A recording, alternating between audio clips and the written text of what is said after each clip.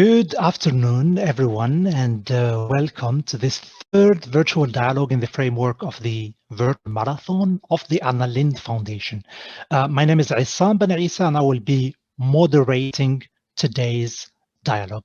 At the very beginning, I would like to mention to our audience on Zoom and on social media on Facebook that simultaneous translation in Arabic and in French are available.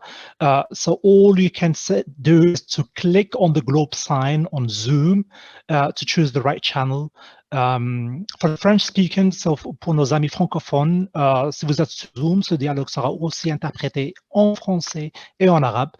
Donc si vous préférez suivre le dialogue en français, vous pouvez simplement cliquer sur le signe du globe en bas et choisir le bon canal. بالنسبة للمتابعين أيضا باللغة العربية يمكنكم أيضا مشاهدة هذا الحوار باللغة العربية. يكفي فقط الضغط على زر الكرة الأرضية على زوم واختيار القناة المناسبة. So today's dialogue on intercultural dialogue and climate change, or the question that we're going to be discussing, is how could intercultural dialogue address climate change? This is part of the Anna Lindh Foundation's marathon for dialogue, virtual marathon for dialogue in the Euromed region that is gathering since the 19th of May, the Anna Lindh Foundation Civil Society Network and partner organizations, and taking place during 42 days, as I starting from the 19th of May till the 29th of June, and today is the third public dialogue. The aim, the objective of this virtual marathon is to highlight the importance of intercultural dialogue in building sustainable societies in the Euromed region, taking, of course, into consideration the challenges, but also the opportunities that were brought up during the current pandemic, during the COVID-19 pandemic. So we are having our third, as I said, dialogue. There are a series of weekly public dialogues organized by the Anna Lindh Foundation, which will be stimulating as well a broad conversation and a reflection on major issues impacting on mutual perceptions between people in the region, whether they are in the south, north, or the west, or the east of the Mediterranean. So getting back to the topic of today, we're going to be discussing, as I said, the relationship or the use of intercultural dialogue to address climate change.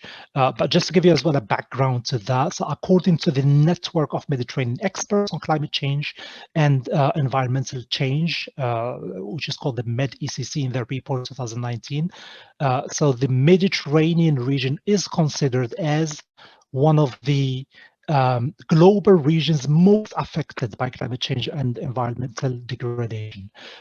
So this region, the Mediterranean, has witnessed dramatic change in recent years, which is due partly as well to the unprecedented growth in population, which led as well to a major urbanization, especially in coastal areas on the Mediterranean, as a consequence as well of economic growth of specific sectors such as tourism. This has been as well coupled by other phenomena such as migration between the Mediterranean shores, but also internal migration, which was a result of conflicts, of poverty, and the impact of the global threat from the climate change, which has been as well highlighted by the European Environment Agency in their report in 2020. So in this regard, in this framework, the new agenda for the Mediterranean recalls the importance of the full implementation of the 2030 Agenda for Sustainable Development Goals, SDGs, and I'm sure you're familiar as well with the Goal 13, calling for taking urgent action to combat climate change and its impacts. But this agenda as well includes the importance of the Paris Agreement, which has been as well ratified by nearly every single nation in this globe, and includes commitments from major emitting countries to cut their climate change, the climate pollution, and to strengthen those commitments over time.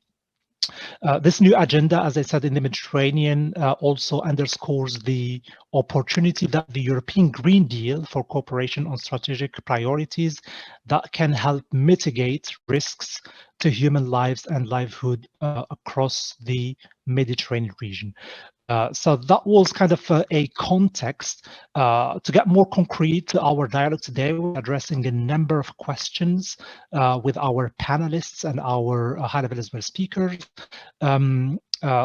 First question is going to be around how can climate change and environmental European policies be instrumental in promoting migrant integration and inclusion in host communities. We're going to be as well discussing in which way this dialogue could support policymakers to push forward environmental agenda in line with the EU Green Deal and the Paris Agreement, and as well as a follow-up to the disappearance that some cultural heritage sites in the Mediterranean are witnessing. We're going to be discussing as well on how can grassroots community dialogue spaces aiming at environmental protection of cultural heritage sites advance their wider achievements of the SDGs. As I said, we have our dear panelists, but also representatives from the Anna Lindh Foundation, who are going to be very much involved, very much engaged in this dialogue, presenting as well their initiatives, but interacting with each other or having a dialogue with each other. We're happy to have from the Anna Lindh Foundation Ms. Eleonora Insalako, who is the head of operations and intercultural research. From Egypt as a panelist, we have Mr. Ahmed Yassin, who is the Young Mediterranean Voices Ambassador, but also the co-founder of Banlastic, which is an initiative as well in Egypt, Alexandria.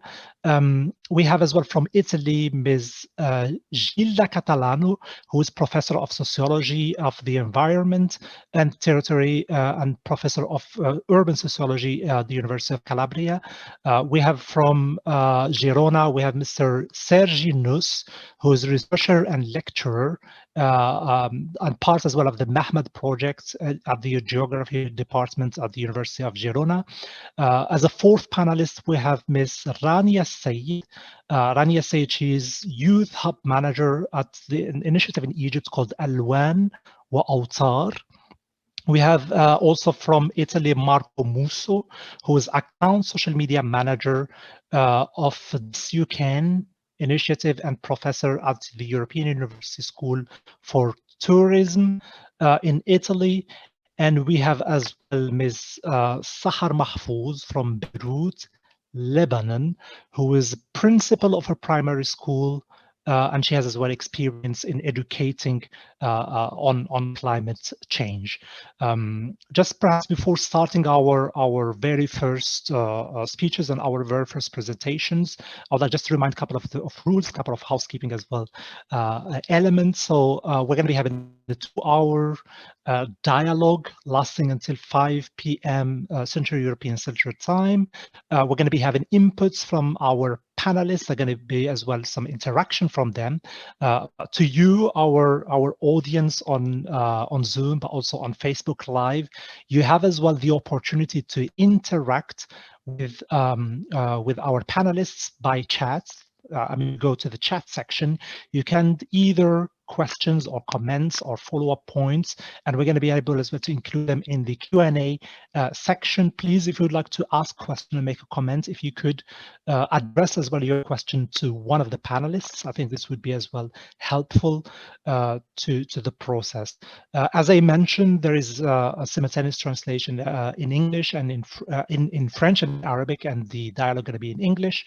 And of course, as I said, you are really encouraged to send us your questions. We're going to be happy as well to address them and to include them to this dialogue. So without further ado, I would like to start this dialogue and welcome Ms. Leonora Insalako, the Head of Operations and Intercultural Research at the Anna Lindh Foundation, for her welcome remarks.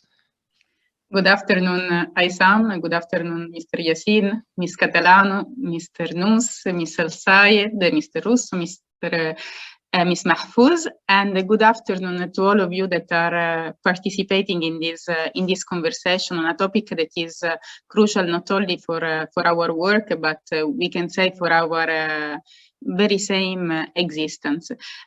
Today we have the opportunity to initiate a conversation with experts, with people from different countries of the Euro-Mediterranean region about climate change, environmental respect, policies and programs that already exist and those that can be further promoted. Climate change as a concept entered in our minds, we can say, a few years ago, rationally, and for some of us actually more than a few years ago. But we may say that with the outburst of the pandemic of COVID-19, people became more sensitive, so that sensitivity towards environmental challenges increased with the spreading of the COVID-19 pandemic. This is also a consideration that is stemming out from current research and also from consultation that we have carried out ourselves as Anna Lindh Foundation with different stakeholders, and that is emerging from different analyses at the moment. Indeed, COVID-19 has increased our awareness on how much we are interconnected, how much our individual behavior can have an impact and actually is crucial for the safety of other people. And also, since the outburst of COVID-19, interest towards news and information concerning scientific issues has increased. This we have seen that as translated also into an increased interest for news and information on environmental issues, and also activities that are promoted for promotion of environmental respect. And also we can say that people became more aware that the disrespect, let's say, of the environment can have a direct impact on their safety. In a way, we could say that COVID made people more aware that those challenges that for their nature are global challenges, and that therefore people so far considered far away from their individual and local reality, actually they can really disrupt and can affect their life. The increased in this sense, we can speak of an increased sensitivity since 2020 and in 2021 towards environmental issues and climate change. This sensitivity has translated politically in the operational measures that have been implemented and are carried out daily, for example, for the operationalization of the EU Green Deal that was approved in December 2019, in the organization of COP26 in Glasgow, but also we see an increase in the social interest of people towards climate issues and environmental respect. This is emerging also from our most recent survey and research work on intercultural trends carried out in the midst of the pandemic, so last year in 2020, and we see that the natural environment and climate change come as #1 area of interest when people from both shores of the Mediterranean are asked what they would like to know, are they interested to know more about the people on the other shore of the Mediterranean. So the greatest area of interest is exactly the environment and everything that is related to the environment. And I would like to share with you also another data that is emerging from our survey that relates to Euro-Mediterranean cooperation.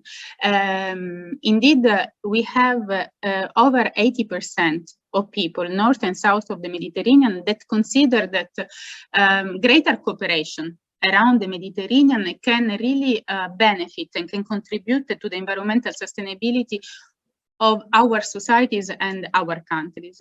I believe this is this gives us a significant point of reflection, because it means that also people are aware how much environmental challenges cannot be dealt within the national borders or with national policies, but that they need this integrated approach.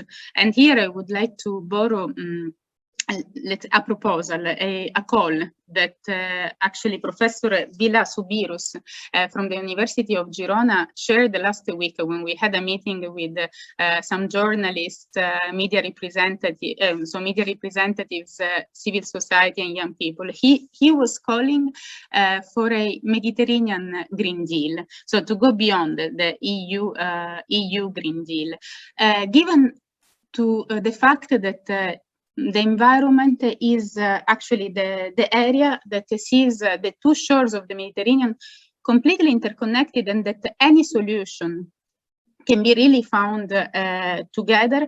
And this interconnectedness is both in relation to the challenges, but also to the opportunities that can derive from cooperation and international cooperation around the Mediterranean.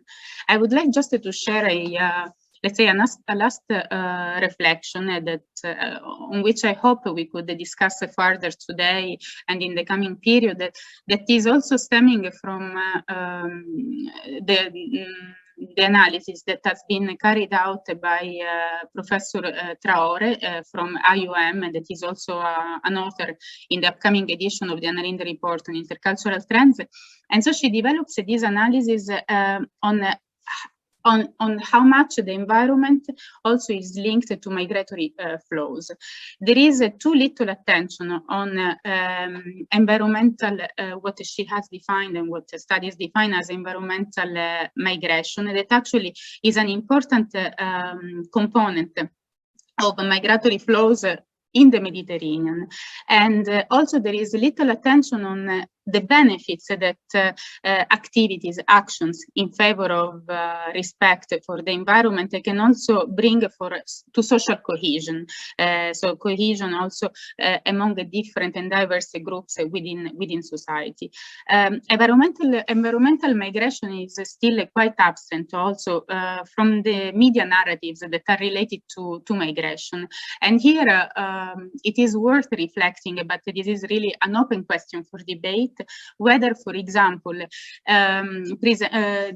encouraging in the media more reporting on this environmental migration, so next to the economic reasons that push people to go towards other countries to risk their lives, could somehow address some of the stereotypes that exist, that are presented via the media about migrants in general. But as I said, we started also this conversation last week, and there can be positive and negative impacts from upgrading, let's say, the visibility of environmental migration. But I guess it would be worth analyzing the pros and cons of this approach.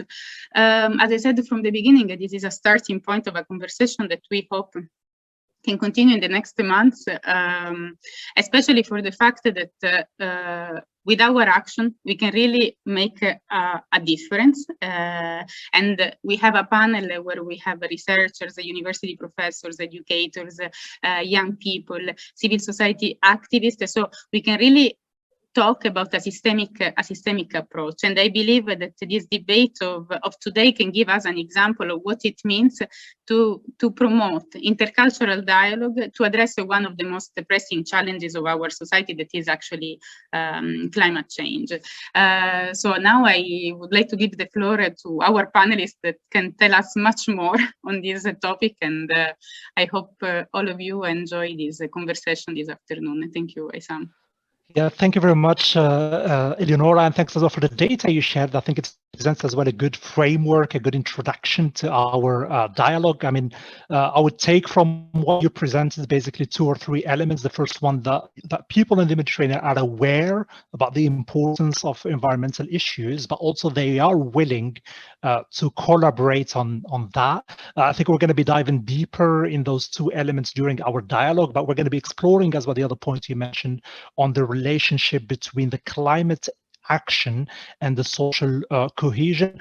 Right before starting our dialogue in the first panel, just wanted to share with you this comment that we received on Facebook now. I think it's a nice comment from someone saying that the climate justice, I'm trying to translate it, that's a climate justice would unquestionably be achieved through dialogue. So we are on the same boat, and we should work together hand in hand to arrive to this safety place together. So that was a comment as well from one of our people I've been watching us on Facebook. Thanks for that, and we encourage you as well to send us more comments and more as well questions to our panelists. So moving now from the welcoming remarks of the Annalyn Foundation to our first panel, composed by Ahmed Yassin from Egypt, and Gilda Catalano from Italy, and Sergi Nus from Spain. So we have 3 different countries as well from the 2 shores of the Mediterranean. I'm sure we're going to be having a constructive as well dialogue. And I would like to start perhaps from Egypt, from the city of Alexandria, as well on the Mediterranean, with Ahmed, who is, as I said, co-founder of the Banlastic. I really like the name Banlastic initiative in Egypt. He's environmental activist, but also ambassador for Solar City in Egypt. So Ahmed, my question to you, I mean, of course, I would like to hear more about the initiative Banlastic, what has achieved until now. But my simple question to warm up as well the dialogue is why, in your view, is intercultural dialogue important to the process of addressing climate change on a regional level? So thank you, Isam. Thank you for the invitation. I'm really happy and delighted, and also I'm really proud of the words that have been mentioned by the dear Eleonora. She really tackled the most important issues that we have to talk about regarding the most affected part of the world, which is the Mediterranean. So I will start with the question first, as intercultural dialogue is a vital part, and that what I found out since 2016 when my passion increased to the environment and to be an environmental activist. As people thought that the environment is a sort of a luxury that we are talking about, it's just people are wasting the time to talk about something which is not existent. But what happened when the dialogue is opened, and the intercultural dialogue here means diversity, or we do have different ideas, and everybody is sharing his insights and thoughts about something which is happening, and we need to fill the gaps because the info about the climate change, and I have to call it now the climate emergency, wasn't really enough at the time since 2016. So starting my initiative or the project, it was mainly focused on how to raise the awareness and to offer the solution at the same time. So Banlastic, and this is why I've called it Banlastic, because we want to change the mindset. What is wrong with the word plastic or the single-use plastic? This is why I've added the ban word. It's just people to understand it's not really good to use the single-use plastic or to be part of our lives. And to raise the question, that's the starting of the dialogue, and people to understand. Even in our cleanups, because we're doing lots of cleanups in the north coast of Egypt, we have our vests written a very smart sentence. Would you like a plastic in your plate, or do you want it in your food, or something like this? That's the meaning in English. So people just knocked the door and asked the questions why you are writing this sentence as your slogan or something like this. And we have answered the problems that's coming from the single-use plastic as a one vital part of the climate change problem. Really, the intercultural dialogue made a community. It's this, like a sort of, you created a community that can get elevated, and I don't like the word escalation, but we made it expedite the process to go to a further level and to talk to the policy makers. When the policy makers found out there is something wrong People now are talking about a problem which is existing, and where people you know, the other side is not listening, or it's not giving the proper attention to the problem. And that was one of the greatest things happened because of the dialogue, because we started it. We started to include everyone. And one of the main problems that if intercultural dialogue is absent in the equation, you will always lose the what we call the battle. I have to say it like that, because everyone must be on the table. Everybody must be included in the equation, just to give the diversity of the thoughts and insights that can you know, integrate with the bigger problem, which is the climate emergency. Now, so yes, I think if you'd like to say, yeah, yeah, sure. I would like to follow up on one of the 2 points that you mentioned. So inclusion, yes, it's important. You said that this intercultural dialogue with a large yes, thoughts, but I would like to focus on the point as well that you mentioned when you spoke to decision makers. Eleonora mentioned at the very beginning, and I mentioned as well in the introduction, a number of treaties that have been as well signed across the globe, as well across the region. We spoke about the COP26. We spoke as well about the Paris Agreement, about the Green Deal of the EU.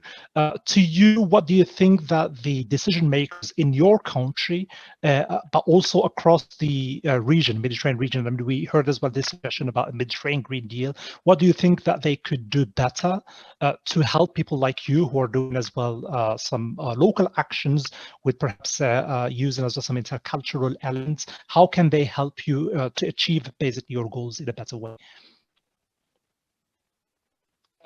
Very important question, really, Sam, because that happened. And even if I want to speak about 2021, when we started some sort of pilot projects on the ground, raising awareness, and at the same time, the unique proposition of Benlastic, which is offering solutions. We cannot really raise awareness and give the people some sort of, you have to stop that without any alternatives. Also, one of the things that really made, for example, Belastic to achieve some of its goals to connect to the decision makers is that we've added all the, you know, the important factors into the equation. Like we have to take care of the economical aspect, like giving, we have to offer jobs for people, as the green economy is a great thing to invest in. So they really inspire the government, especially in Egypt, to invest in such way and to push to, for example, on the parliamentarian side or the legislative side, to draft laws that can help and support microfinance green startups to work properly in Egypt. And one of the most important things that the pilot is a successful thing. They saw the action on the ground, because people, when we've started the awareness or the dynamic workshops or the cleanups, it's not really enough. You have to go further and do the action itself on how to eliminate the reasons of the problem. For example, I'm always focusing on the climate change, on the single-use plastic issue. Also, you have to get solutions that are really economical, and to put and to add everybody in the equation. Now we got a very good initiative in Alexandria, and one of the famous streets in Alexandria, which is called Fuad. Fuad Street. Fuad is one of the most important and vital streets in Alexandria, with lots of shops, dining shops, and shopping. Like it's a shopping center, but it's an open street. So we've got to start our initiative over there to talk to the shop owners on how to get alternatives, and at the same time, we've been working closely with the Ministry of Environment to get them, you know, a sort of a sticker that give them incentives from the government itself, not from our side, which is like decreasing or making a sort of incentives in terms of taxes, or even they can get a sort of support or in a financial or in-kind support. So this was really powerful. Yes. Interesting points. Thanks a lot, Ahmed. I think amazing as well grassroots work that you're doing in Egypt, in collaboration as well with some local authorities. And you spoke basically on the need of drafting as new laws to support basically the work that you're doing. Thanks. We're going to move from Alexandria to Calabria in Italy to Gilda Catalano. So Gilda, you heard Ahmed, what he mentioned. I mean, amazing work that he's doing as well on the ground. But I would like to ask you on perhaps what you think are the key elements that we need in the Mediterranean to improve the quality of the interdialogue to address climate change issues which are common to us. Thank you so much. It's a very complicated question. So I can reply in a very simple way, I think. And the simple things are the most difficult things to be done, I think. So I would like to connect my speech to the first words that Ms. Leonora Insalaco has well presented before, and also to the previous question of someone that in the chat has mentioned the necessity of justice in climate change. So I would like to give a cultural, perhaps, perspective. Very simple, but it's necessary. I think that in our society, there is a car, even in the books, economic books, not only in our speeches, there is a sort of decoupling between society from one side and environment on the other one. So this kind of two concepts that live in the books and in our speeches in a separate way is something that need to be overcome. I think that society and its organization is embedded inside the environment. Environment is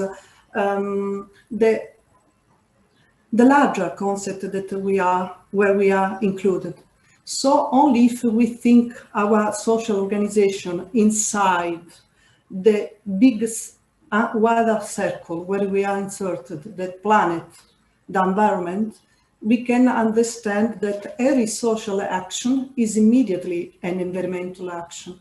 So I think that from my viewpoint, this perspective is important. This is the first point, to embed the society inside this wider circle, this environment, our planet, and to consider the limits of planets and to live according the limits of planet. A second point, in order to recall both Eleonora and the participants in the chat, I would like also to say that the climate change is a global spy, synthetical indicator of our human history in the centuries, in the decades. So, like COVID we are living, the climate change is a kind of a synthetical indicator that shows us from an historical point of view what we have done in terms of economics, in terms of culture, other kind of style of lives.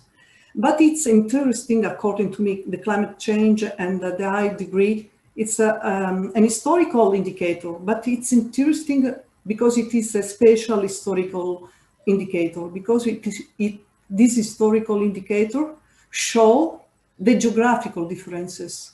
So the second point that I like of this suffered concept, that is the climate change and high degree, is in the fact that he reveals, as a third point of in this that I would like to underline this short dialogue in this moment, is that it reveals the geographical inequality where we live. So if we want to start to improve the dialogue among countries, it's necessary to say that the population that are forced to migrate in the past have had less benefits from our economic growth. So I think that we have to be sincere when we are in dialogue with other countries, say, we want to repair what we have done. To repair, we have to say we have been wrong. And so the awareness, I think that is, as a third point of discussion, a good start to improve the dialogue among countries. The past is the past, but now we have to repair and to say, yes, we can do better. Well, thank you. I would follow up perhaps with another question here.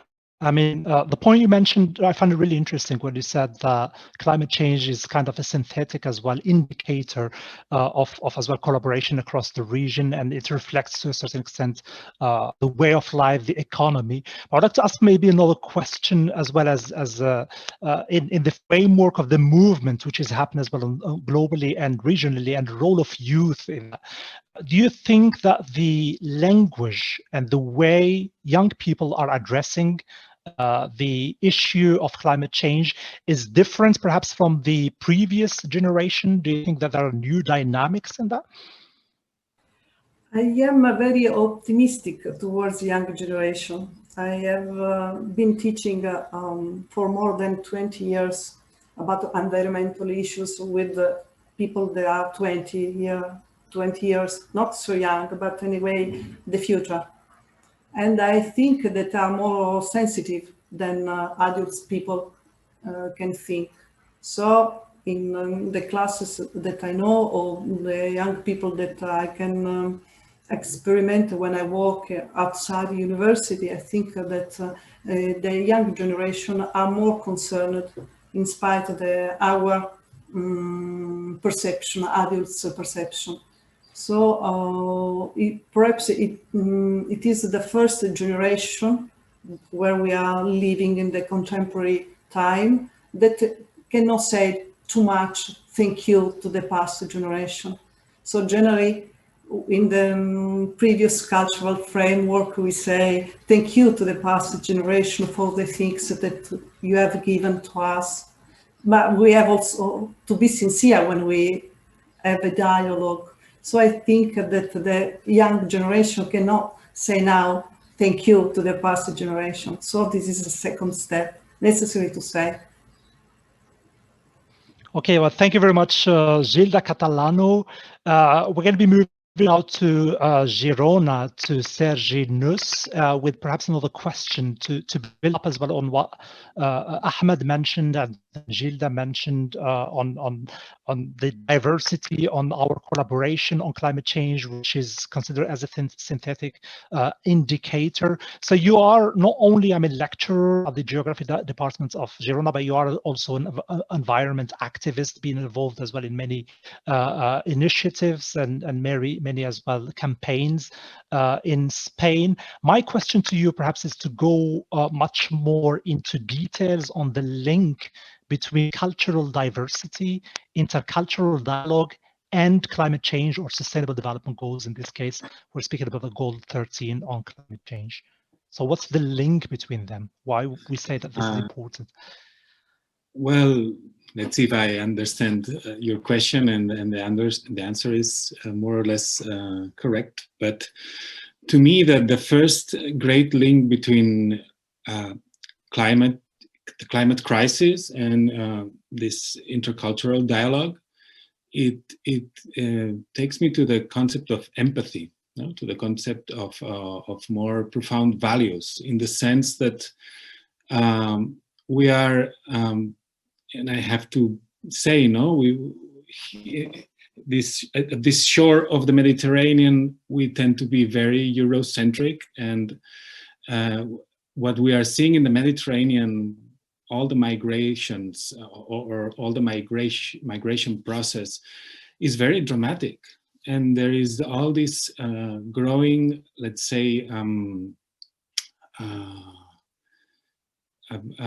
barrier to the fact that there's a lot of people in other places that are suffering from many different causes, but one of them, and becoming more and more important, is climate change.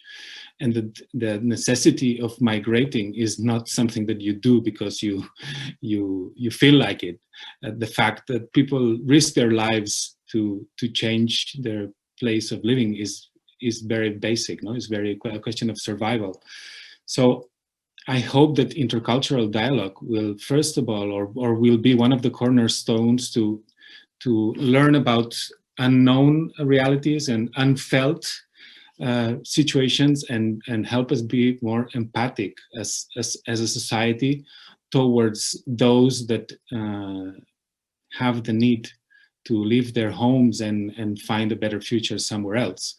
and open our doors to these people, because in the end, as Ms. Gilda was saying, we are just one society at last, with one world and with one set of ecosystems to live out of, and the current way of distributing them, and how this historical, let's say, footprint of climate change is very unfair, and it continues to be unfair. No? So I think as the Sustainable Development Goals established, we need to put at the top equity and environmental justice.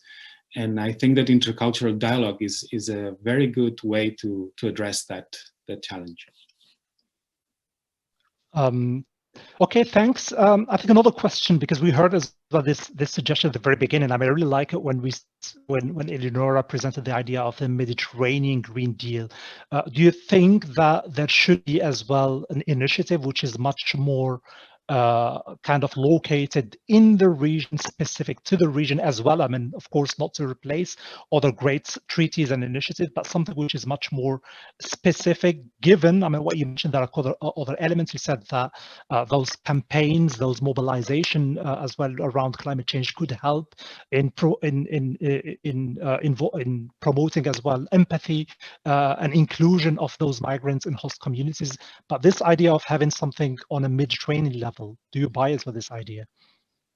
Yeah, I think that's very relevant as a proposal, and in fact, there are many aspects of the adaptation to climate change which could be much better addressed through this type of, let's say, Mediterranean Green Deal, in which migrants could be a very important part of the solution. And I'm going to give a couple examples. One of it,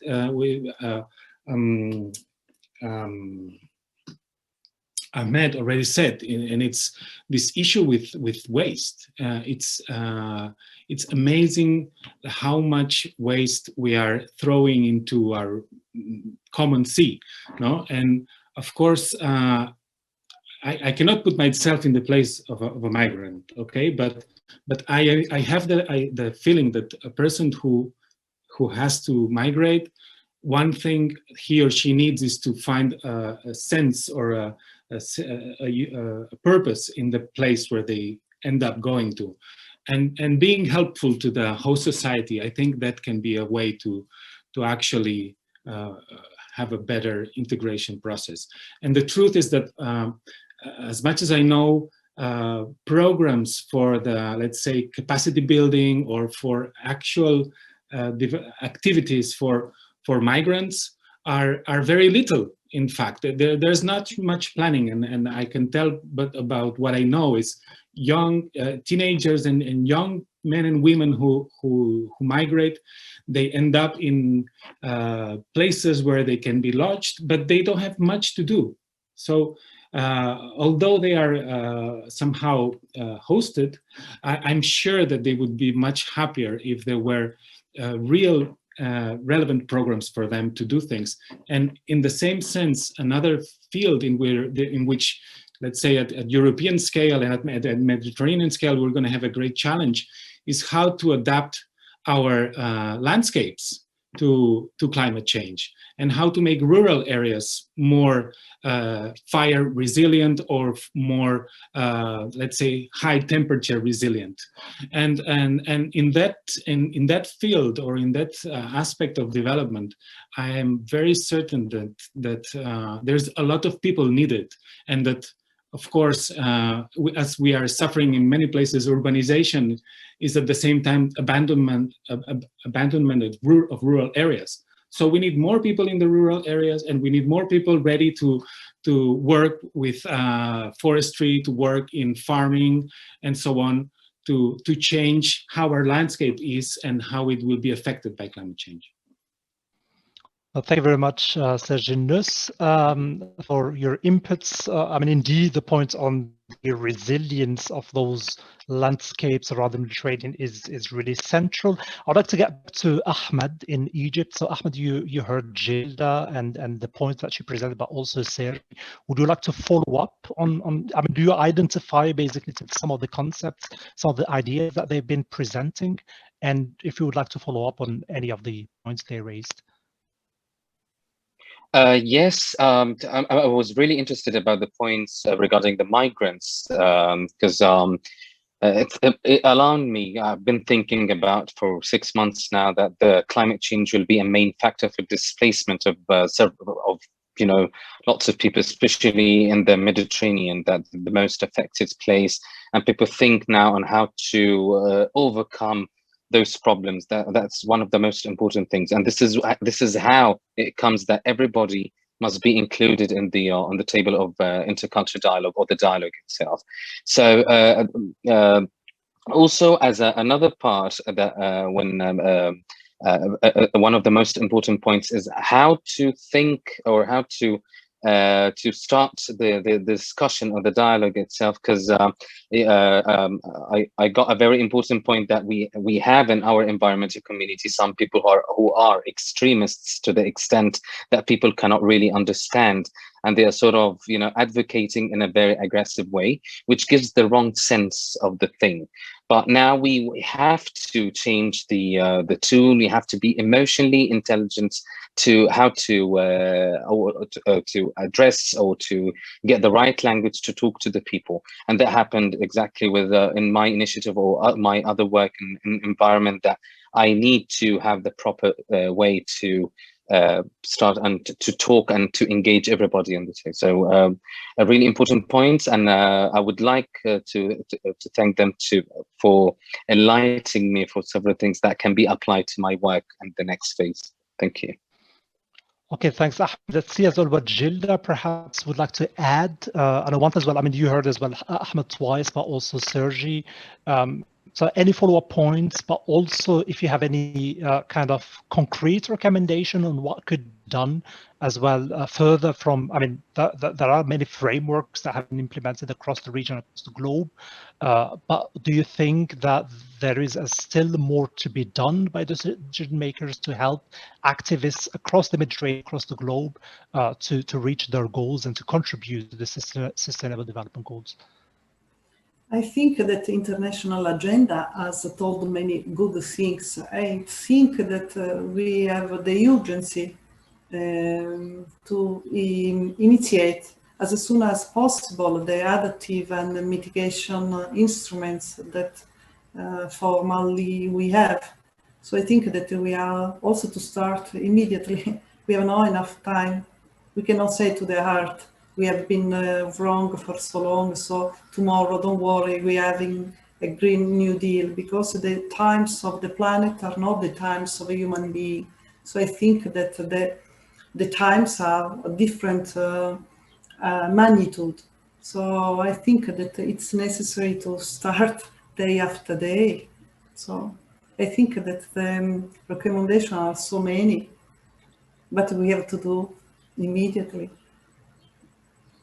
The change is just arrived, so the adaptive mitigation instruments in every community have to be implemented as soon as possible. Perfect.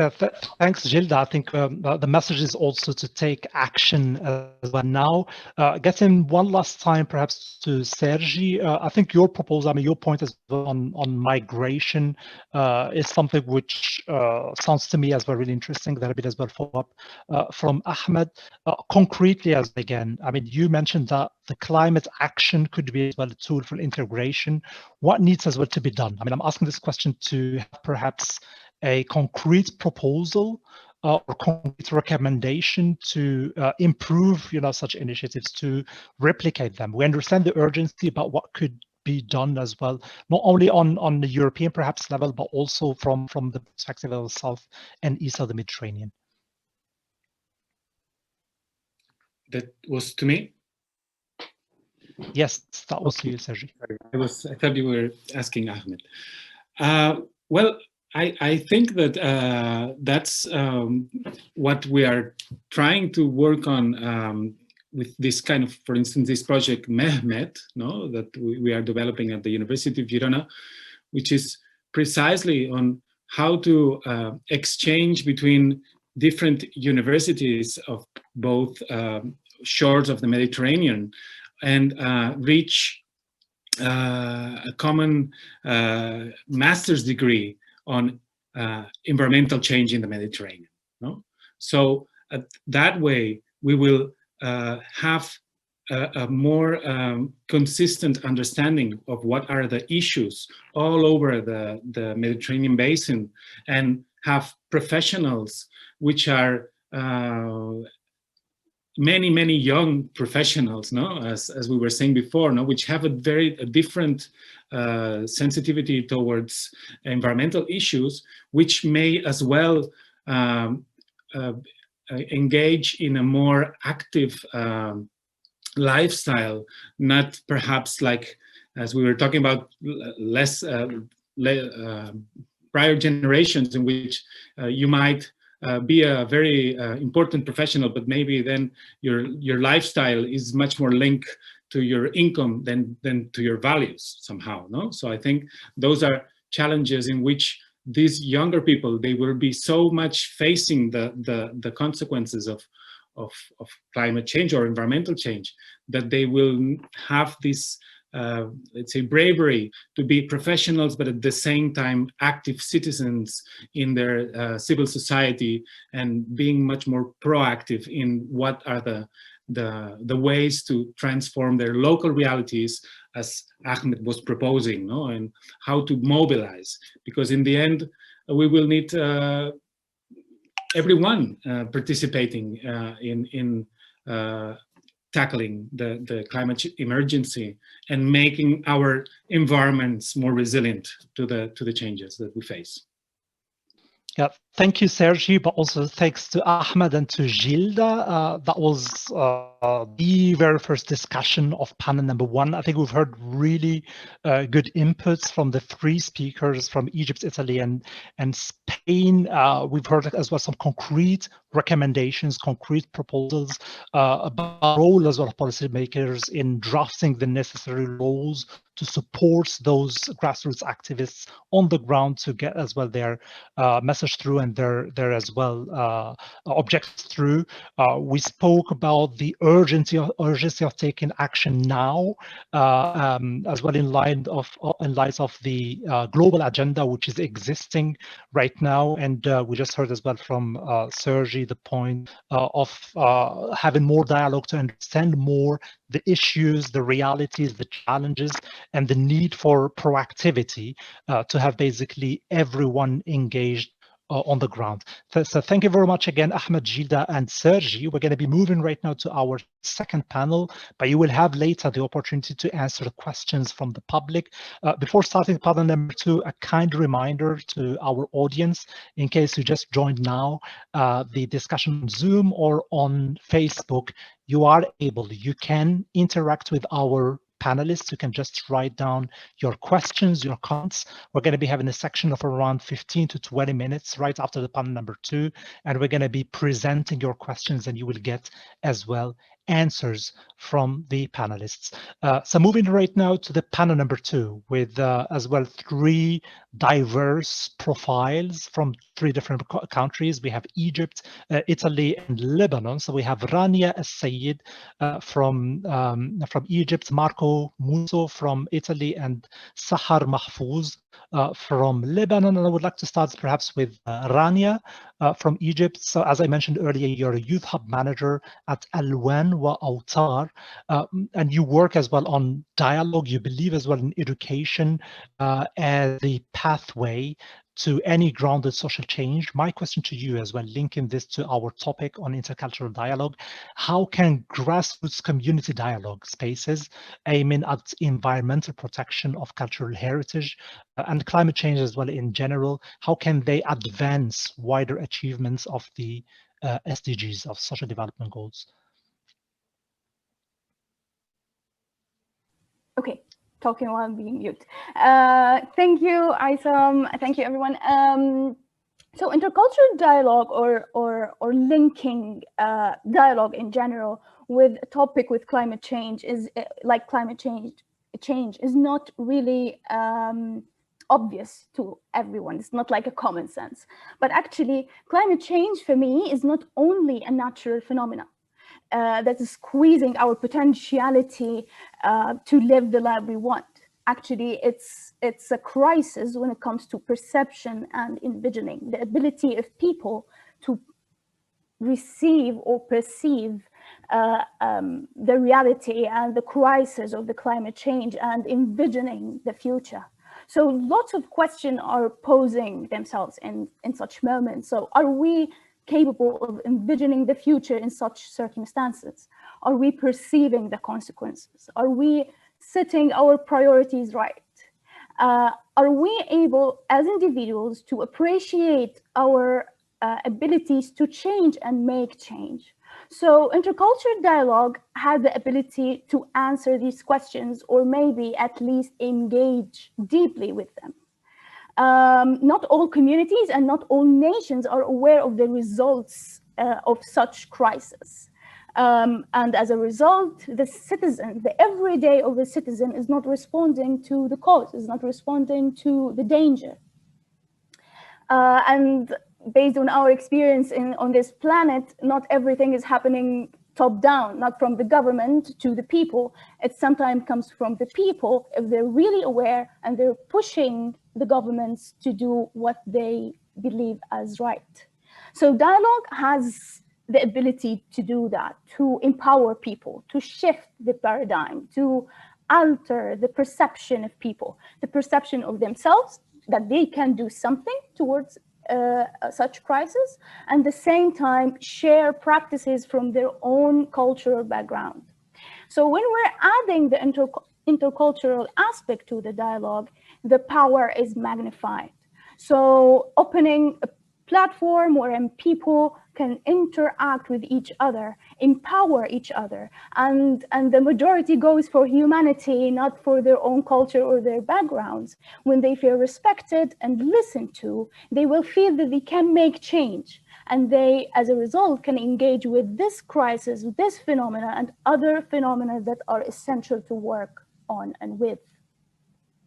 So it gives the sense of urgency to the climate change when we are in a circle, when we live the power of a circle in a dialogue, enriching environment, wherein we share our practices, wherein we investigate our cultures and background and how our perception of the natural resources around us are embedded in the fabric of our culture.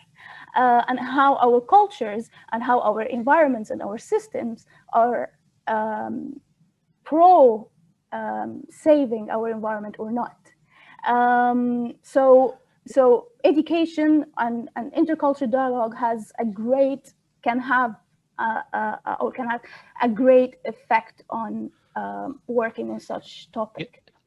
I think we got this point. I think it's your point is really relevant on the role of dialogue and then intercultural dialogue and education as well linked to it in making us much more aware. Do you have perhaps some concrete examples of initiatives that happened either on a local, national, or regional level that helped increase in the awareness of young people with which you've been working as well since 9 years? Or do you have as well some recommendations on what kind of initiatives could be done on a national? I mean, concretely, what are some of the initiatives that have been taken place or that you would like to see happening in the region, in your country in the near future? Yeah, I have an example from like being a theater practitioner. So there are a lot of people that were engaged in organizations that are working on climate change and environment saving initiatives and endeavor. They're using theater actually to share awareness. So they're using play to share a very precarious circumstances we're living in.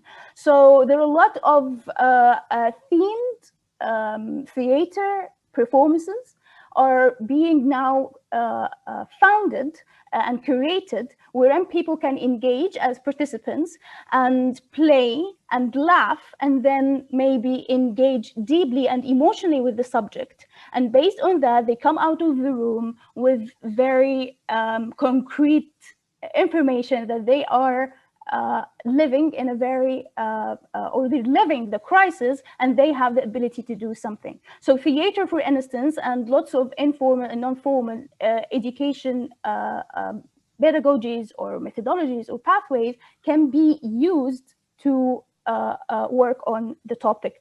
So one of the concrete suggestions is embedding such conversations in an early age, with talking with young people, talking with maybe the parents of those young people, but using not necessarily the traditional way to talk about the topic, but maybe use a very playful, fun, creative way to engage with the topic.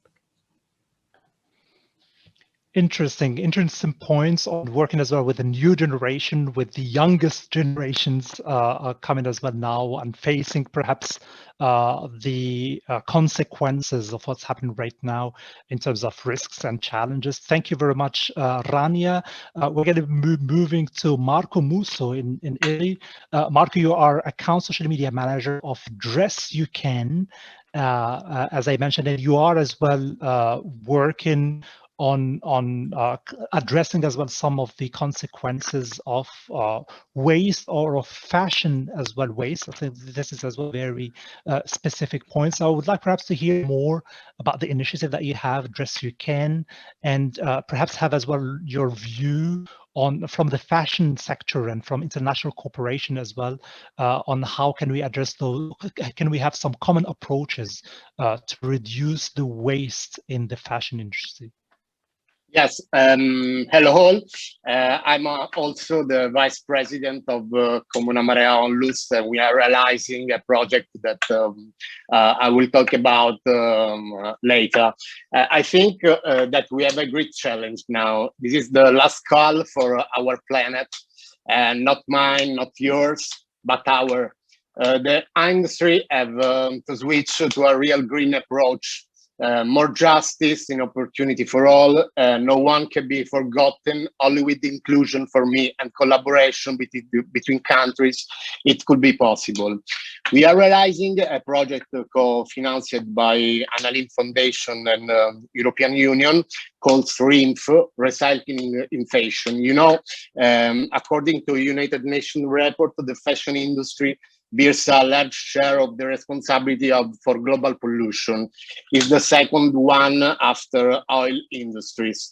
With this project, we are working with another two countries like Egypt and Slovenia, and we are realizing this project that we hope to sensibilize with the research, dissemination, and activities. Learning by doing in each country. We involving a designer from each countries that work in the territory to sensibilize people to reuse production of the past years and use a new form of consume of the fashion industry, like renting or using natural fiber. We have a partnership with a company that, for example, use fiber that they take from oranges. And we think that we have to do something to very real, concrete to try to wash this sector. And we are a great response about this, a great participation in each country. And at the end of the project, we realize a fashion show in which each country show the product that they produce during their laboratories. Oh, thank you, Marco. I would like perhaps to link, what you presented. I mean, the actions, which are really, really interesting. Perhaps linking it to the Mediterranean region. Do you think that there is need, or did you feel that there is a need, basically, for more cooperation with other similar initiatives across the region? This is one question. And second one, I'm just curious, perhaps, to know to which extent some of the industries and some of the targets where people were receptive the idea of using. This is something which is the awareness of fashion waste is growing. But I would like perhaps to have examples on the reaction of industry, also of people around you. Yes, a lot of famous brands in this period are more sensitive about the green approach. Large industries like H&M or Patagonia and so on are trying to produce clothes using a real green approach. In the past years, a lot of this industry using to do greenwashing. Greenwashing is only a joke. If a lot of these activities doesn't produce in the years a lot of results. I think that sensibilizing the consumers is the best way to have a great results. Because if you in your life starts to use green product, probably the great industries, the great companies have to pay attention to your new mode of life. Okay, thanks. Thank you, Marco, as well, for highlighting this and speaking as well about the need for sensibilizing as well the consumers about the efforts that you're doing. We're going to be moving perhaps now to Lebanon, Beirut, to Sahar Mahfouz, who is a principal of primary school in Lebanon. So I'd like to ask you as well, as a follow-up to what Marco mentioned and Rania. They spoke about the need, basically, for education, making people aware, making as well the people sensible. So my question to you is, how can we include such actions, aiming at raising the awareness, perhaps at schools or at universities, from your experience as principal of primary school? Well, thank you, Aysam. Hope my audio is clear because I cannot see my video. It's okay. Greetings, yes, from Beirut, Lebanon. It's all about internet connection. I'm sorry for this. Now, okay, now I'm back. Well, thank you for the question, Aysam, and thank you, dear panelists, for all what you have said. As stated by many researchers, there is a lot of information available about climate change, environmental issues, and depletion of natural resources. What is less underlined is the relationship between ecology and culture. Using intercultural dialogue represents an effective methodology to get clearer views on people's backgrounds and heritage, foster mutual understanding, and maybe develop cooperation. Intercultural dialogue is defined as the act of listening to each other. And by listening, it means to understand what the other is saying and trying to establish some sort of shared understanding or overlapping consensus. To achieve this, the participants of intercultural communication need to listen to each other through various means. Most importantly, intercultural dialogue reflects a significant part of a culture's identity. Therefore, the worldviews on climate change can play an important role towards sustainable development. As an educator, I believe through education, experienced researchers are able to pass on their learnings to the next generations while taking the debate further with them. It represents a crucial tool to both raise awareness and to build capacities while indulging in collaborative project-based learning with educational partners around the globe. Accordingly, we can empower young agents of sustainable change to tackle the challenges of climate change. It is in this sense that crises call for intercultural communication, that educators and learners come together and communicate across cultural borders. There are shared challenges across cultural, political, and religious borders, and require not only joint action, but also some degree of shared interpretation. Accordingly, these issues need to be addressed across cultural boundaries and among all members of the international community, as my fellow panelists have highlighted, in a broad discussion in the global public sphere.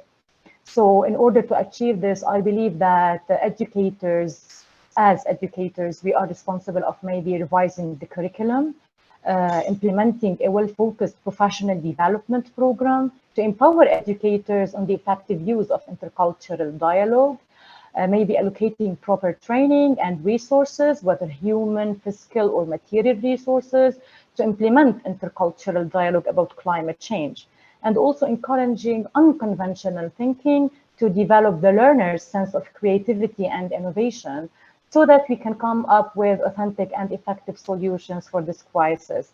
And lastly, maybe by empowering the effective use of technology to communicate with people around the globe on this. Thank you, Sahar. I would like to follow up perhaps on one common point that you mentioned, which is very similar to what Rania from Egypt as well mentioned. She spoke and then you spoke on the kind of having much more unconventional learning methods to be used at schools. Do you have some examples, some concrete examples on what has been done? I mean, I read in your biography that there is this award of the Green School or Green School certification. What it is concretely, is it something that could be replicated? Is it raising as well awareness? Is it kind of reaching the goals that have been set for this campaign? Well, Aysam, you know, it all started with this one competition. We have a local competition here in Lebanon where schools compete to be certified as Green School. And this certification is given to schools who implement green actions. So the whole journey started from there. My students were very motivated to participate in this competition. They've created teams and committees. They've tried to study our school climate. What are we doing to harm Mother Nature? What practices can we implement in order to decrease the disadvantages? What can we do at home to help prevent the disadvantages of climate change? And it happened from there. I had a green school committee where a group of students would go around the school premises all school day long to help others get to know more about climate change, its reasons, its disadvantages, how much it's affecting our environment. So they were organizing some awareness campaigns. They were always trying to remind their colleagues to turn off the lights, to use the water wisely. They also issued an order to the administration where we have to go paperless. No more papers for communications and circulations. We should go by finding out another tool, and then we use technology to do this. We went through a huge recycling project in school, where each of, with papers, cans, and other materials. So it's basically these baby steps that we did helped raise awareness towards this issue in school, and eventually helped raise awareness in their homes. And I believe with these baby steps, we've been creating responsible citizens. I'm pretty sure that decision makers have a big role to make. But again, if we do not have responsible citizens, we won't be able to implement and achieve all the policies out there. And because in our school, we think globally and we act locally, we started with this small initiative, and now we're working on developing it by collaborating with schools around the world. Okay, indeed. I mean, really, really good concrete examples as well of what is being done.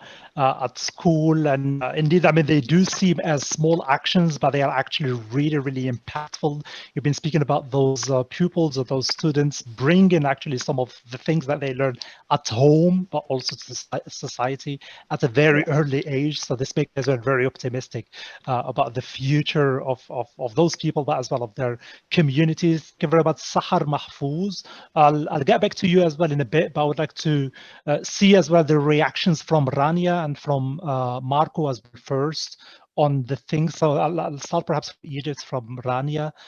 You heard the points of Marco, of Sahar. Do you have any follow-up points? Do you relate to what they mentioned? Do you disagree perhaps with some of the things that they mentioned?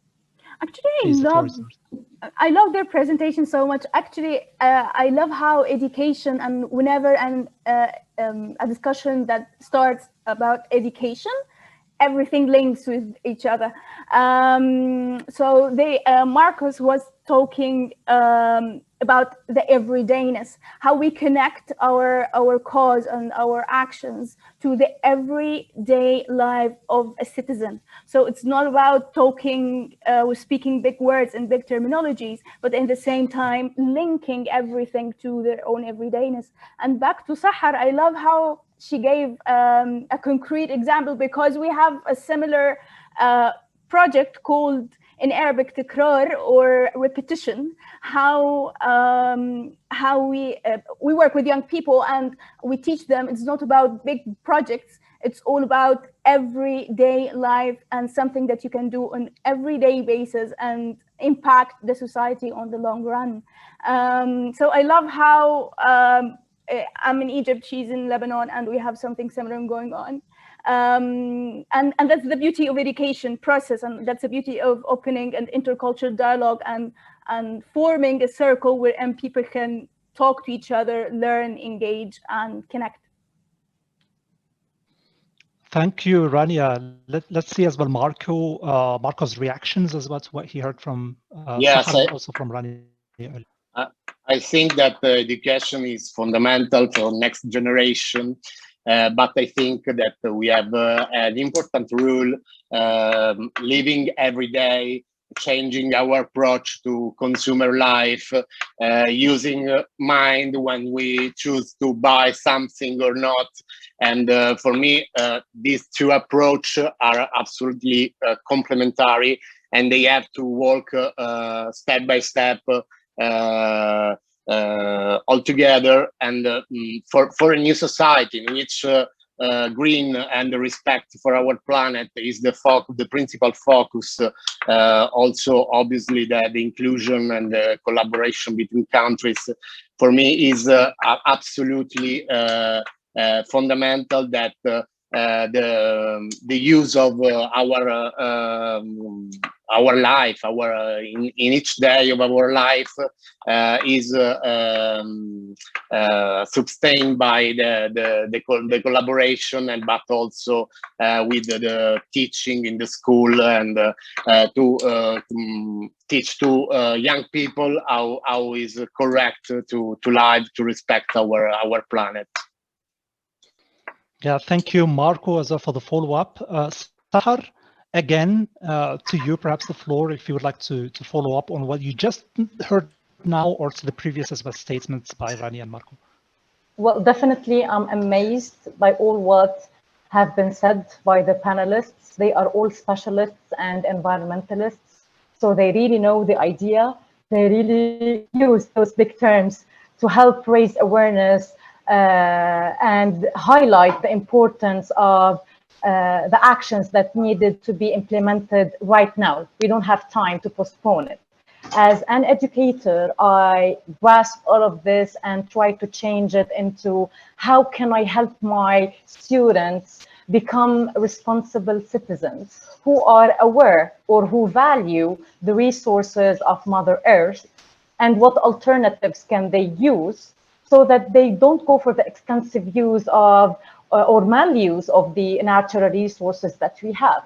So again, with all the big words that have been mentioned, we go as educators and change it into school project-based activities to raise awareness, to create plans, to develop projects, and finally to reach our ultimate goal, which is to create global citizens, global responsible citizens. And this is the beauty of it. We take the word of the specialist, we take the words of the analytics, and we take the word of an educator, and we mix this all together for the sake of getting rid of this crisis. Yeah, thank you very much, Sahar, and thanks to the three speakers in this second panel, which was much more education and awareness oriented, as well, with really good practices that are happening in the fashion field, but as well in the formal and non-formal education spaces.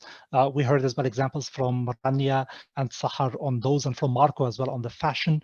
Or you emphasis basically on the need to educate young people, I mean, from very early age. The use of arts, we had this example as well from Rania, and the not traditional way.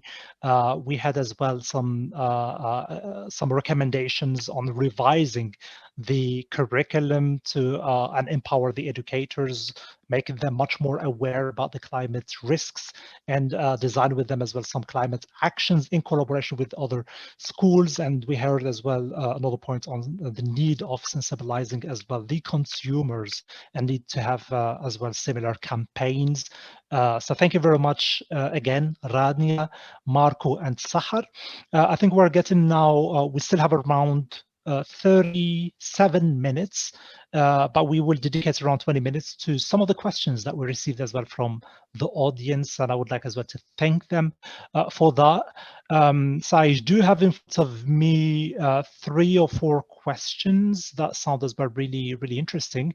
I'll start perhaps with the question number 1, and I would like to address it to the panel 1 with Ahmed, Gilda, and Sergi. So feel free if one of you would like to answer it. So the question says, what happens when countries or geographic areas are not able to collaborate to respect the environment? And what happens when the forests and rivers become the victims of conflict? So this is, if you want, a question. I don't think that it's that easy, but I'm sure that you will be able as well to answer it. I mean, what could be done after the catastrophe is there? So let's see perhaps if Gilda, Ahmed, or Sergi wants to answer this question. I can say that in a short word, it's a very difficult, this question, because the question is talking about the situation of emergency, of big sufferance. So if when someone is not directly involved, it's very difficult to reply. But I think that in our society, rich and poor society, we have to take in consideration the concept of vulnerability. The capability of every society is when we say that when we think that our society are trying to move towards interdialogue, I think that it is necessary that each community, rich or poor, has to take in consideration, when we program our economies, our policies, the concept of vulnerability. So vulnerability is a way to take in consideration poor people, fragile groups, and so on. So every community, rich and poor, has to put inside the daily agenda in the regional planning this as main issue, because vulnerability is a subjective concept, because we are not in every country, and even in every country, every social group has a different vulnerability. So if we want to start to cooperate, starting from speeches and then after the actions, we have to take in consideration this simple concept, but it's very global as an embrace, as a hug. It's like a big hug, I think. Yeah, thanks to Gilda. Perhaps I want to hear as well from Sergi as well, who works basically on finding solutions to reduce wildfire risk. So in your view, what could be done when the catastrophe as well is there?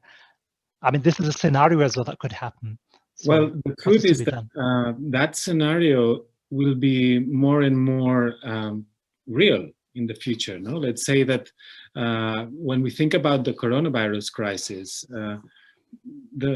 every step that we are doing in every country to overcome this crisis is automatically responded with trying to go to the prior way of life. No, so we immediately want to open our borders to mass tourism. We want to increase trade. Here in Barcelona and in Catalonia, we have this big discussion about more cruises in our coasts, more airplanes in the airport. So, but we forget that perhaps the new normal will be instability. We are going, stepping closer and closer to a world with an unstable environment. So this vulnerability that Gilda was saying will be more and more common to everyone. The coronavirus itself is the example, no? That we now have a certain notion that we are maybe finding some solution with the vaccines, but it's not so clear that it will be really solved, or if a variant of this coronavirus will be affecting us in the next months, and we will be again suffering from it everywhere. No, so I think that this fact that we are moving towards an uncertain world with more instability will forces us to cooperate in many ways that we have never cooperated before, no? And perhaps, let's say, environmental safety and will be such a relevant aspect for everyone that we will not be able no longer to continue with these power fights, geopolitical fights, like I'm sad to say, with the vaccines for coronavirus itself. No, that will have an end, I think. Yeah, thanks, Sergi. I mean, for making us as well aware that things are actually, or reminding us that things are degrading. So there is a need, as earlier said, Gilda, of action now, as well in light of the global agenda. Thank you very much, Sergi and Gilda. I have a second question here, and it touches upon as well a very important point that we didn't mention yet, is about alternative energy. But I would like to address this question maybe to Ahmed, since you are as well an ambassador for solar energy in Egypt, and you have as well established this new platform in Egypt. So the question, it's rather a comment of someone saying that we need to limit global warming to 1.5 degree, and to limit, we need 45 less emissions by 2030. Basically, he's saying as well that the good news is that some of the measures that would be needed are already underway around the world. These actions include the deployment of renewable energy sources, but there is still a lot to do. So what do you think, Ahmed, when he says there is still a lot to do with as well renewable energy sources? Of course, there's still a lot to do, but one of the most important things that he said that he's optimistic about the future. So in Egypt, and what really inspires me about that, we have the biggest solar power plant in the world, and it's called in Bimban city in Aswan. Aswan is in the southern part of Egypt. So, which gives me at the same and derive a question. We do have at the same time, or on the same level, another factors which are polluting and doing are contributing in the emissions of course the world. I can't say Egypt. It's a one world problem. So what happens here is we need to change our economic policies, and even so what I do like, of course, about the speeches, for example, when Ursula von der Leyen, the head of the European Commission, mentioned that the Green Deal is not just about climate change, it's about how humans, or even of course as a priority Europeans and then the other countries, to adapt, and at the same time not to fear the ramifications of losing the jobs because we are changing the new norms, as they call it. The sentence that's a sense of the meaning that he mentioned. So this time, if we want to invest, we have to invest now. We have to start drafting laws that can really support this and to be part of our economy, starting from this year, and we can do it on phases till 2030, as he mentioned. Those things are really now affordable. It's the technology, and now getting and with a high pace and cutting edge technology are now present to everyone, and you can do it. In Egypt, we never thought that we have that solar power plant, but now we have it, and now it's contributing from 16 to 20% of our electricity in a dense populated country like Egypt, which can be like one of the massive countries in Africa. So that gives the hope. It's about economy. It's about to stop greediness coming from everybody. Every party in the equation must not be greedy and have to think about it. So completing the triangle for solar energy, and I'm always, applying this triangle everywhere. It's the government, the civil society, which is the pressure groups and who are doing the awareness, and the community itself, how they can contribute in the companies. As I'm ambassador for Solar City company, now you're getting to the people, to the residentials, to think how they can change and how they can save money for the electricity. So it comes both ways. It has to be working on egalitarian basis. Thank you very much, Ahmed, as well, for taking up this question and reminding us as well that there is huge potential in the Mediterranean region for clean energy, for solar energy as well. That could be as well a good basis for further collaborations on this point. Thanks, Ahmed. I have here another question, which was as well clearly addressed to Rania. So my question, or the question I'm bringing it to you, Rania, from someone in the audience. He or she is saying, theater to raise awareness through emotions is very interesting.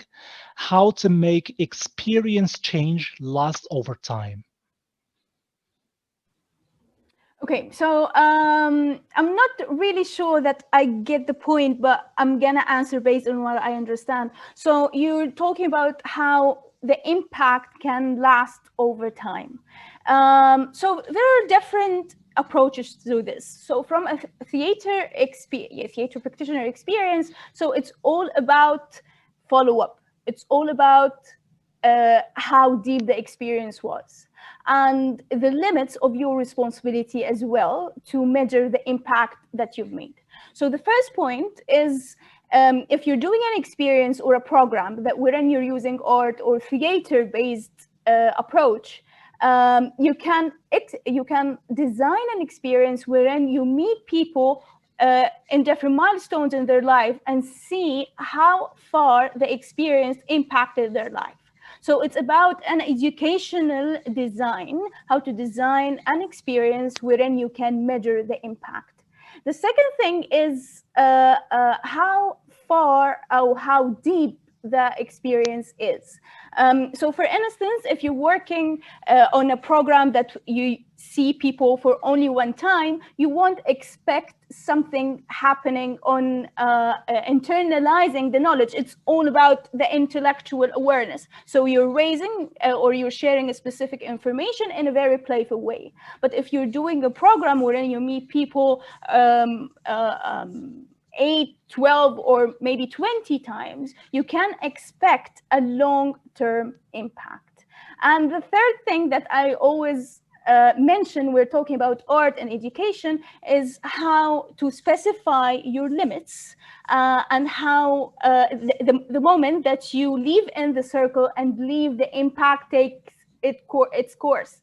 So for instance, not necessarily the impact is direct and right now we're gonna change the world after we go off this door. But actually, no, it happens on the long run. There is time to digest and the impact happens in waves. That's based on what I understand from the question. Yeah, I think you very much as well answered that point on how to make basically this experience and this action last over time. Thanks, Rania. But I want perhaps as well to hear the opinion from the school principal, from Sahar as well. I mean, from your perspective as well, and from your experience in schools.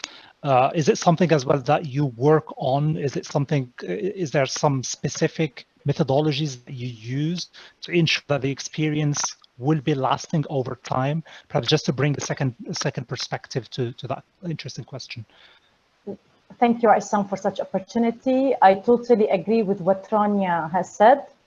It's about the program, for how long it's been implemented, and how are we evaluating the impact of the program. As I have mentioned, it's very challenging for educators to start working on this topic in schools. It's not yet implemented in our curriculum.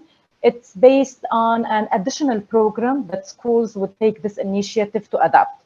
So we monitor the impact of the program. We follow our graduates to see how many students have specialized or have chosen majors related to the environmental issues. Why did they choose these majors? What are they doing? What made them feel interested in such domains? And accordingly, we can decide on how to improve our program in order to encourage more students to go into such majors, because we need this youth power. We need these new ideas. We need creative and innovative generation who's able to search for proper alternatives for ending this crisis. Yeah, thank you as well, Sahar, for adding this perspective as well from your side as also as an educator. I have a fourth question and perhaps a last one to Marco. I hope that you're going to be as well in a good position to answer it. So Marco, the question is, do we need to be in a dangerous situation like the pandemic? But I think the speaker or the person asking means as well other dangerous situations, to be aware, mobilized, and proactive. Isn't often the memory very short? So do we need basically those dangerous situations like the current pandemic to mobilize people, to make them more aware and more proactive? I think yes. No. Yes, probably the COVID aims to wake up all of us. It was a nightmare for each country, and I think that obviously we are so sad for a lot of all the dead people and all the people that suffering for it. But probably it helps us to know that we have to do something now. We cannot postpone it. The moment is now, because human people, I think, during the COVID pandemic, realized that the life can change in each moment. We don't know what can be tomorrow, because we have, for me, I think, starts immediately to have the right approach to respect the life, to respect people in the world, and to respect our planet. And I think that probably from in 20 years, we remind the COVID period, and I hope that it will be usefully to have a new approach, a new real approach, a new collaboration approach between people. Yeah, thank you very much, Marco. And I think that this is somehow related to what Eleonora at the very beginning mentioned on the pandemic making us aware, basically, for the need of collaboration. But yeah, I mean, perhaps we can have in a bit the opinion, perhaps as well, of Eleonora on the question. I would like to thank the 6 panelists for answering those questions. I'm going to be back in a bit to Sergi and to Ahmed, perhaps to have a conclusion or summary of the main takeaways of this dialogue, of the discussions and the interactions, and also the engagement from the public. But perhaps we can have Eleonora and Salako now from the ALF Foundation to highlight perhaps the most important points that were mentioned, to perhaps as well follow up on the question of the last question that I asked as well to Marco on basically on being in this dangerous situation, to be aware, mobilized, or proactive. Eleonora? Thank you. I feel in this 1 hour and a half we we went through a real journey. For me, also a learning journey. We had at the beginning in which way intercultural dialogue is relevant to the environment, the climate change. The first learning that I get, and to answer also to your question, Aysam, is that maybe we needed to have a terminology shift. We've spoken so far of climate change. I believe, and I hope Ahmed would accept that we adopt the terminology, the expression of climate emergency. I think it is so important in our work to raise awareness that we use the right terminology. Change implies always a positive connotation, but we are, and I think we need to convey this moment of danger, of emergency, of need to act, that the word emergency maybe would convey better than change itself. So to answer your question, I believe that it is also important to share the dangers that are associated to the fact of not taking action or not taking enough action. So this I would say it's a starting point. What for me was so important also in relation to what has been said and why intercultural dialogue becomes central to this agenda is because in addition to the work that has to be done at the policy level, at the economic level, there is a huge work that has to be done at the value level, at the emotional level, as all our speakers have underlined. Professor Catalano at the beginning was saying that the problem is this dichotomy that we make between individual, society, and environment, as if it was something external, another entity. But first of all, we need to understand and feel how much actually the species, the human species, can live, and our children can live only if we take care of what we consider this other entity, that actually it is what is protecting and what is ensuring our survival. So there is a huge work to be done at the value level, and also what Marco and also I think Professor Nuss was saying is the importance of focusing on empathy. Empathy towards the next generations, I would say, and that this has to be also the focus of our action. So to understand in which way what we do today is impacting, first of all, on our neighbors and the people around us today, and is impacting on the lives of people afterwards. So this is again an area that is where intercultural dialogue can have a central focus. So it can be a very powerful tool. And also what Rania was saying about the intercultural dialogue can help to create this sense of community of people that are committed to make this change, so that everybody, and also in the schools we heard from Sahar, Rania, there is work that is done, but the intercultural dialogue can add this dimension that what we are doing in a specific reality is happening elsewhere, and there can be also an exchange of practices, and people can feel more powerful as part of a big movement to make this change happen.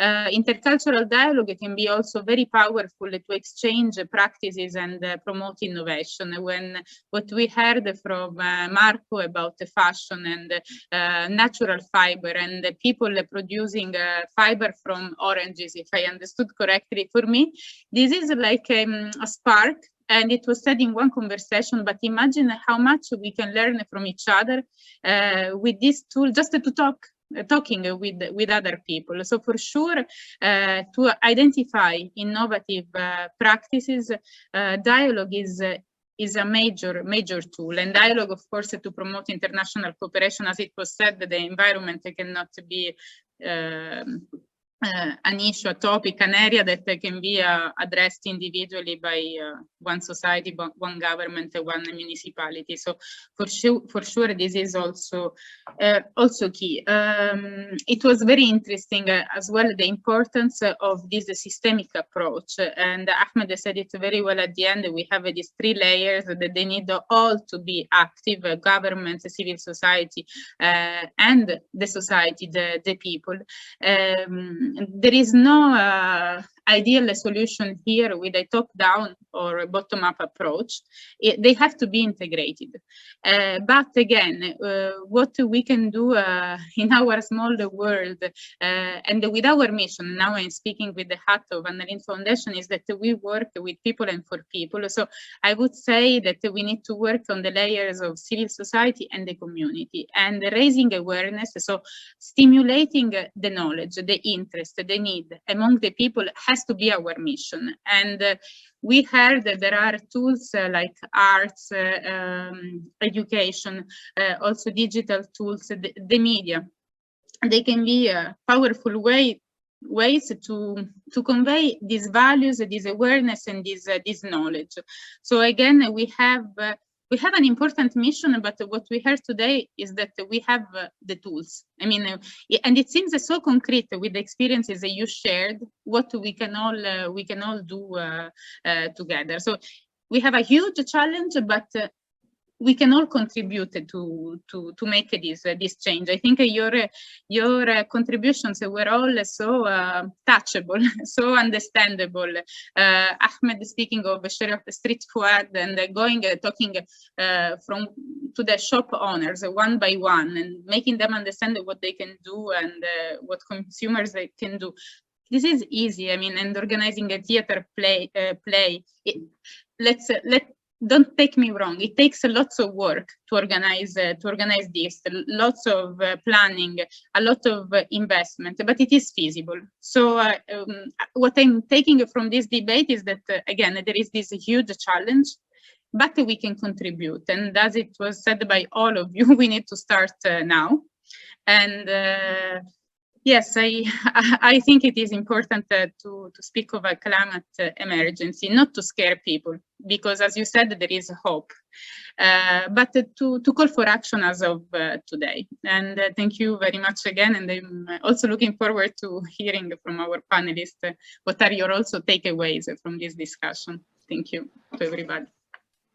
Thank you very much, Leonora. Immediately, we're going to be moving to the takeaways. I would like to start. I mean, indeed, it's a journey. It's a very nice journey across the different regions of the Mediterranean. Let's see what Ahmed has as well as takeaways before moving as well to Sergi. Ahmed? So thank you, Issam. I would like to thank all the panelists and you specifically about giving me and enlightening me with really brilliant ideas. I've been really thinking, and that's the power of today's discussion. Also, the diversity of ideas and insights, this is a concrete example of the intercultural dialogue, diverse minds and diverse backgrounds, but we are reaching a sort of a common thinking or a common platform to talk. I'm really inspired about the word that change has arrived by Professor Gilder, and it's really important to work on this. We need to act now because the change has arrived. We are saying the word change several times, but now it's here. The guest is in our house, so we need to work on this.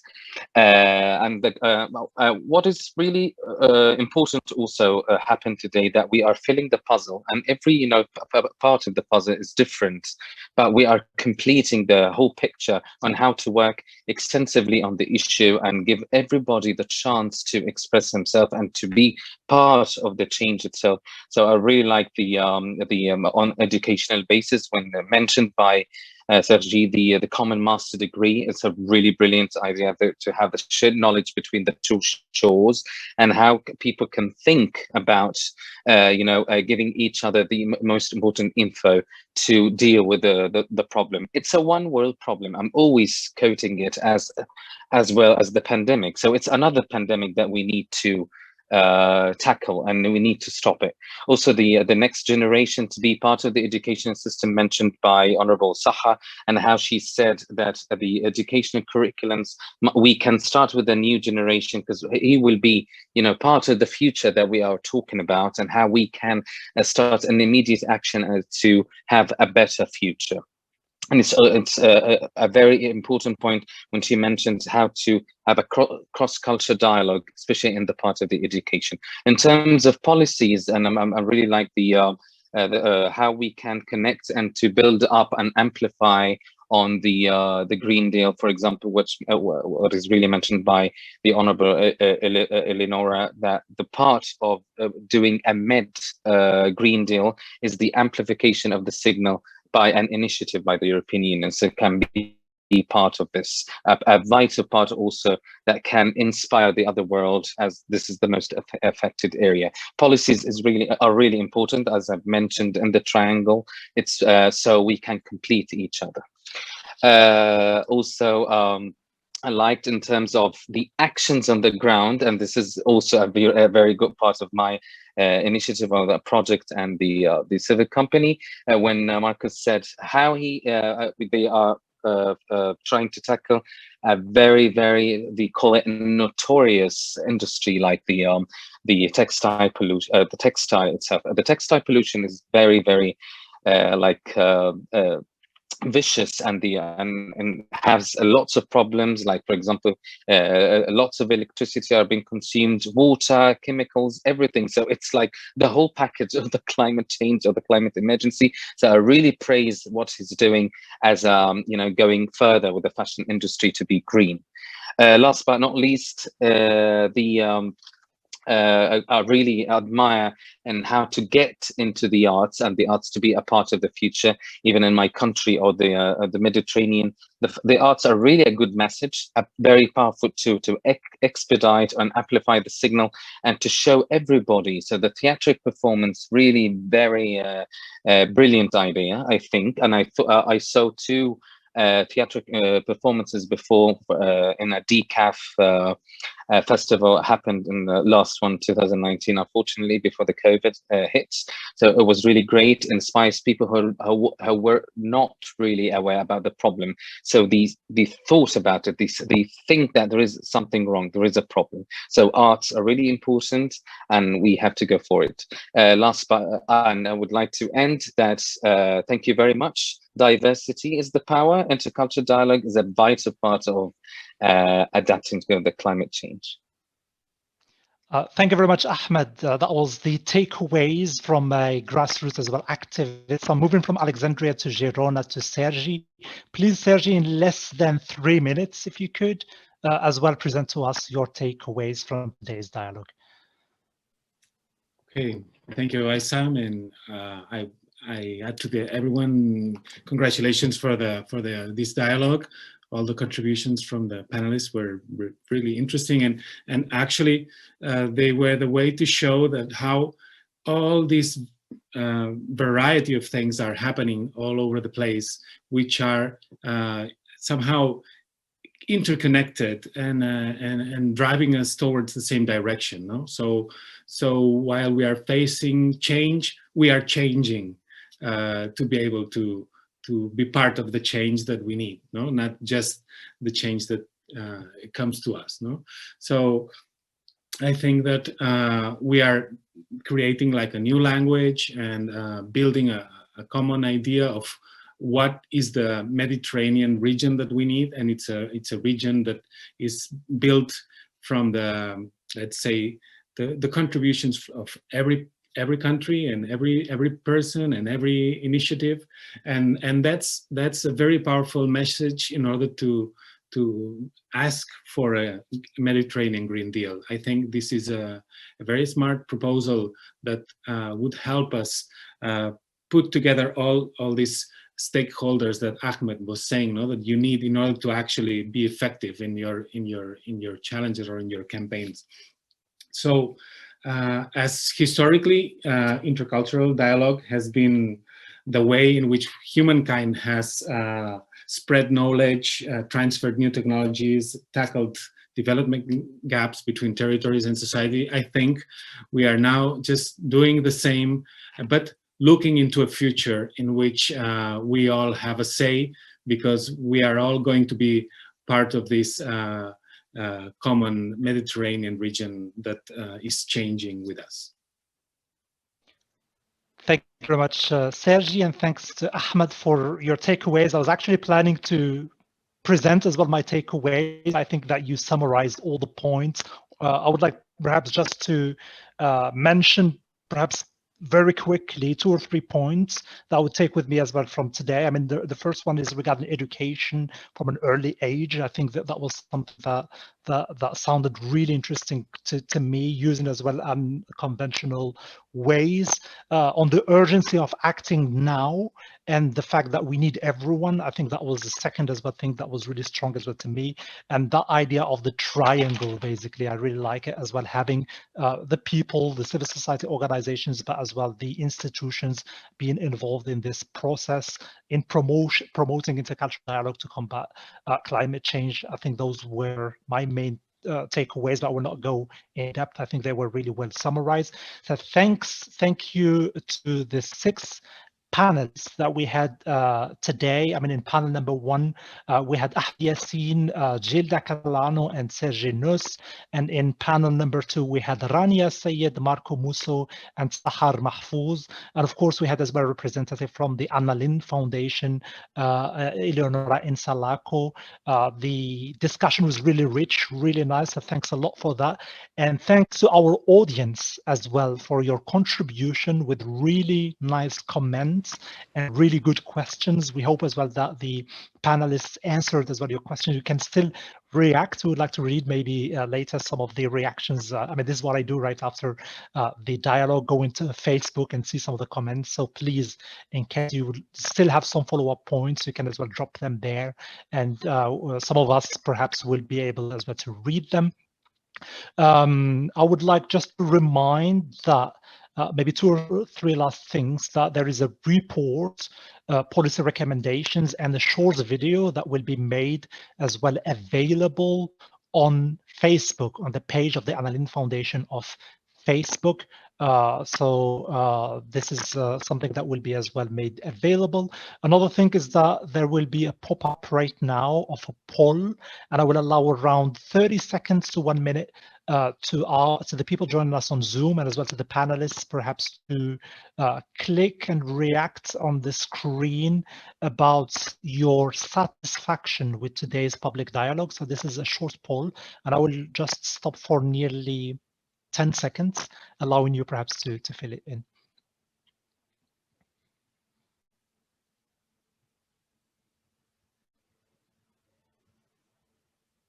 Okay, so that was the short, actually the short survey, but you're going to be receiving as well by email another survey. We would be very, very thankful if you could as well fill it in. This would help the Anna Lindh Foundation in the process of improving as well those public dialogues.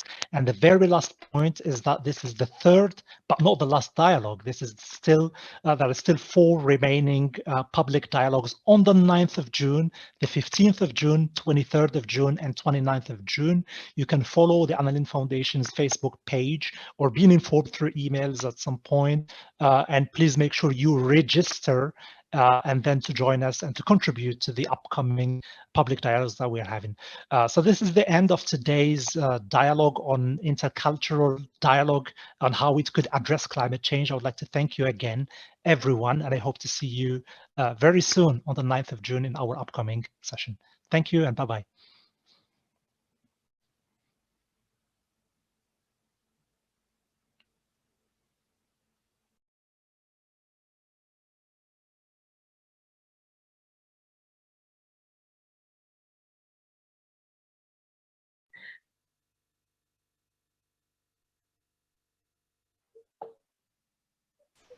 So we should give us a clap, I guess.